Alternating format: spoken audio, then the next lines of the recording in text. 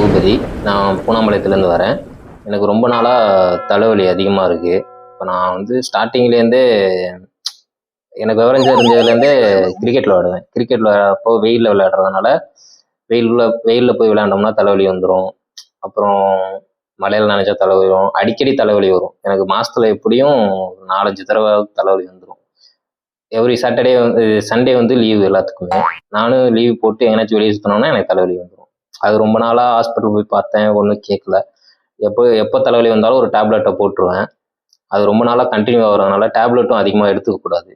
அப்புறம் என் ஃப்ரெண்டு வந்து acupuncture clinic வச்சுருக்காரு. அதனால் அவர்கிட்ட போய் கன்சல்ட் பண்ணேன். அவர் ட்ரீட்மெண்ட் வந்தால் சரி பண்ணிடலான்னு சொன்னார். எனக்கு ஆனால் அந்தளவுக்கு நம்பிக்கை வரல. இருந்தாலும் அடிக்கடி மாத்திரை போடக்கூடாதுன்ற காரணத்தினால சரி அவர் சொல்கிறாரே அப்படின்னு சொல்லிட்டு ஒரு டைம் போய் ட்ரை பண்ணேன். ஃபஸ்ட்டு சிட்டிங்லேயே எனக்கு கொஞ்சம் நல்ல மாற்றம் தெரிஞ்சுது. அப்புறம் ஒரு 3 சிட்டிங்லேருந்து 4 சிட்டிங் வரைக்கும் போனேன். இப்போ அதுக்கப்புறம் தலைவலி வர்றதே இல்லை. இப்போ கொஞ்சம் எனக்கு ஹாப்பியாக இருக்குது.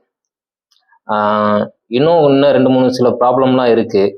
அதுவுமே அவர்கிட்ட போயிட்டு கொஞ்சம் கொஞ்சமாக க்யூர் பண்ணிட்டு வரேன். ஓரளவுக்கு க்யூர் ஆயிடுச்சு. வரவங்க எல்லாருமே நல்லா இருக்குது அப்படின்னு தான் சொல்கிறாங்க. எனக்கும் பெட்டராக தான் இருக்குது. தேங்க்யூ.